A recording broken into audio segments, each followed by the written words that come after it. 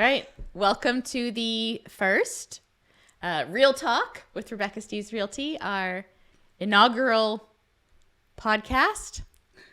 Starting this out. I don't even know if I said that word right, but we're going forward. I'm not muted. We have checked. And I was muted. But now I'm not, as you can tell, because you can hear me. So here we go. You, Rebecca, had something you wanted to start with. Yeah, I was talking about it, but I forget what we were talking about. Something. So, Rebecca, do you have anything that you get paranoid about ever from the media or the showings or the contracts or anything like that? Locked doors. I think that's it's like when my mom used to run back to the house to make sure she unplugged the iron, which is totally unrelatable now because nobody irons anything. But lately, I think one of the problems with, and I noticed on the Facebook group, people posting about locking doors. So we as realtors, there's a Facebook group that we have that's private, so we can, sort of pass messages along or make comments on upcoming changes. But a lot of doors have been getting left unlocked, which is unfortunate. And showings are very rushed sometimes now.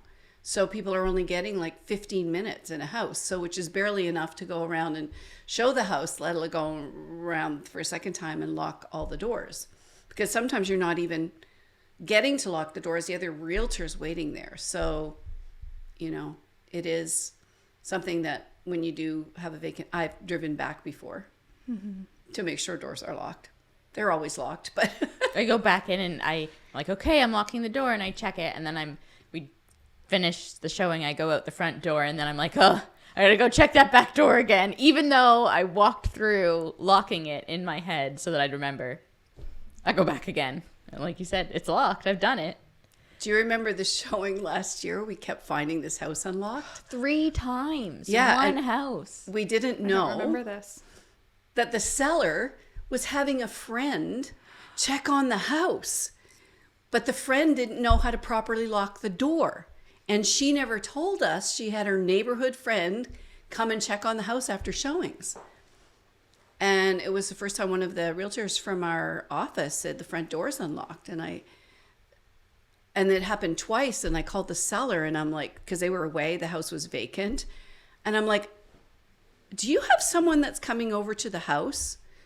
Because the door that was being unlocked was not the one where we had the lockbox, which is what clued me in. Part of the problem was the lock, actually, on that front door. That's a tricky one, too. But the worst I find is when you show up to a showing of a house you've never been to before, you don't know the people, and the door's unlocked. And then you're like, do I leave it unlocked? Do I lock it when I go? Do they have another key to get in? Will they be locked out of their house if I lock it? I always just lock it just to be safe. I don't want to risk somebody going in that shouldn't be. Yeah, but it is unfortunate when you get the call like, hey, my sellers are locked out of their house. Yeah, sellers, that's one thing that sellers probably should do before.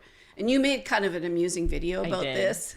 Like, get your locks in good order and pick the door that you're going to use for people to come in. And ideally, it should be the front door or the one that gives the most wow factor. Like, if you have the most fabulous mudroom, maybe you do want to enter through that. But it should definitely be not one of these yanking back and forth situations where you're trying to get the lock in and out. And maybe invest in a coded lock, because then you can still use your key for all the realtors, but if someone locks the door and you don't have a key, you can still get in. I can always get into my house because it's a keypad. And then you don't pull a Marissa where your husband gets up to go to work the next day and your keys are hanging out of the door all overnight, because I have done that a couple of times. Luckily at my own house, not at listing. So yeah, our own houses are not. That was another thing we talked about when we get sellers' houses ready. Yes, we always tell people, don't be embarrassed or offended when we're making changes to your house, because we don't expect you to live show ready, because we do not live show ready. No. Yeah. I mean, my house is an explosion of toys at all times. Clothes. Yeah. Mine's just an explosion of everything that kind of catches my attention. Which is a lot of different things everywhere. Mostly equipment, I think. Camera gear. Let's try this. Oh, look, we have 3 new microphones. Oh, I have a question for Marissa. So when you started in real estate, and I guess not in real estate, but when you made that big decision of not becoming a teacher and a math major, because Marissa graduated from UNB and started with me as a summer student, like, what were the things that made you want to be a part of like a real estate team? The team aspect definitely was a big factor in that. It's me. She means me. She likes she likes me. I think I had decided before you even moved back, but love ya. Yeah, the team factor, like always having people to bounce ideas around with and that you have such good rapport with. But I also really liked the flexibility that came with the industry. No day is ever the same, hence why today I'm sitting here in front of a camera, which is not something I ever pictured, but some days it's a lot of paperwork or a lot of driving and meeting with different people, and everybody has a different story to tell, so that's kind of cool to hear all those different backgrounds and see all the cool houses. But yeah, it was definitely the variety that came with it that was a big pull for me. What about you? For years, people have been telling me, oh, you should do this, you'd be good at it. And then one time I was at an open house with a friend and just chatting with some people that were there, and we were talking about houses and stuff. And I wasn't a real estate agent. And when they left, they came up to me and asked me if I would be their real estate agent. So I was like, well, maybe I would be good at this. So I just decided to give it a whirl. You're a legacy. Legacy. I was born into it like a sorority. No, if you had asked me when I was in high school if I was going to be a realtor, I would have sworn up and down no. And not because I didn't like it, but because I saw how hard you worked. And it was so constant. Like, I was very lucky as a child that you did work, but you were mostly stay at home with me when I was home. And then in high school, when I was in high school, you became a realtor, and it was nonstop work, and you worked so hard, and I didn't want to work hard. Not that I didn't want to work hard, but I didn't want to be working hard 24/7. Like, I remember being in high school, people calling us on Christmas and asking why their house hadn't sold yet. This was, over 10 years ago, so the market was totally different. People's houses stayed on the market forever. But I was like, I don't want anyone calling me on Christmas and asking me those kind of things. Do you remember what I did? Yeah, you fired them. I said, you're like, Christmas is not the time to ask me this question. I'm trying to enjoy the day. But like, you've had people. No, I didn't say that. I just said, maybe if you want a realtor that can answer you on Christmas Day and come up with, they wanted actually for me to present a marketing strategy to them, like a new marketing strategy on Christmas Day. And I just said, maybe you should find another realtor for a Christmas Day marketing strategy. Yeah, you definitely have those, you gotta have boundaries. Yeah.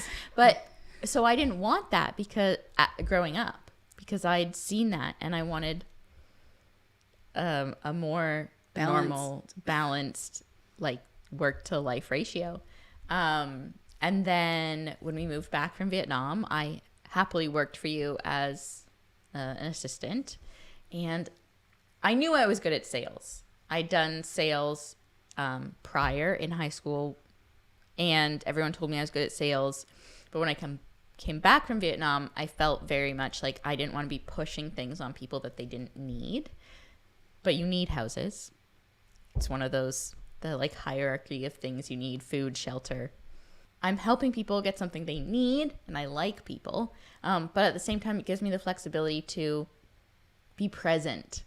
And I think that was what made the end decision to me. Is I already knew that I liked the industry because I was then working in it as an assistant, but I didn't want to make the jump because I was worried about work-life balance.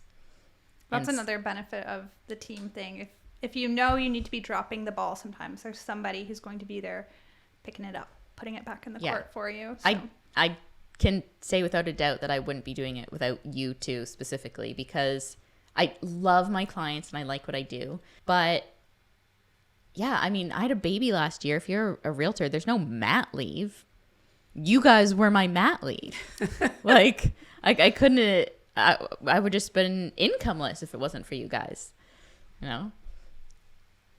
I liked what you said about you don't want to push things on people. I feel that way sometimes. People will say like, I'm a salesperson, and I'm like, that is technically my title, but I never feel like a salesperson. I feel like a matchmaker. I feel like a teacher. I feel like a lot of different things, but I never feel like I'm going into something being like, how am I going to sell this to this person? Like it's about matching people's needs a lot of the time. Yeah. I actually remember I was showing houses with a family, and they were looking at it for their kids who were adults but moving back into Fredericton. And we were going through a house, and I was like pointing out things for them, they were FaceTiming their family at the same time. And they said, aren't you supposed to be trying to sell us this house? Like, why do you keep pointing out the bad things? And I'm like, for what? I was like, no, like, we're going into this house, and I'm trying to find you a house that will be good for you. I'm not trying to sell you on this house. If you're going to buy this house, great, but you need to know that, you know, this is wrong, or that this might affect resale, or these are, yeah, like you said, you're teaching them, you're educating things. Like, I'm not stopping you from buying it. If it's perfect for you, it's perfect for you, but you still need to have an education about what it is. I'm trying to find you the perfect home, not sell you any home. Yeah, I think that's one of the things about the real estate in New Brunswick, is that the misnomer of our title as salesperson, according to the Real Estate Act, is not what we do. We market, we help people. You know, a lot of times people say, oh, you know, like you said, you're being so negative. But you have to right now, especially now with the way the market is. You want people to know what they're getting into. You don't want to be getting those calls later on that something happened that they weren't warned about. So as upfront as you can be is always good. Yeah, it's true. You said real estate agent. You're not a real estate agent. Someone asked you to be there. So no, we're still not real estate agents, even though we're licensed, because in New Brunswick, that's not us. That's not a person. It's a company that holds a license, which is confusing, because a lot of times I feel like people would be like, oh yeah, this is my real estate agent. And I'm like, yeah, I'm their realtor. Like, I'm not trying to correct them, but I'm also not allowed to say that's my job, because that's not. Yeah, like, I never bother title. correcting them. I just think that we're so out there. Like, the rest of the world calls us real estate agents. Every other country, other province. But real estate in New Brunswick, they're just like, no, but the correct word is agency for the agency. You know, like, you know, we can't. I don't know. It just, they're stubborn here. But we want the right term. Okay, but the rest of the world doesn't understand. And I think the Real Estate Agents Act is there to be clear to the public, not to be grammatically correct in the usage of the word. And because the usage of word changes, and this is boring conversation. And roll it up. Okay, yeah, just take that out of there. Well, there was our first episode of the Real Talk with Rebecca Steeves Realty, with myself, Hannah, Marissa, and Rebecca.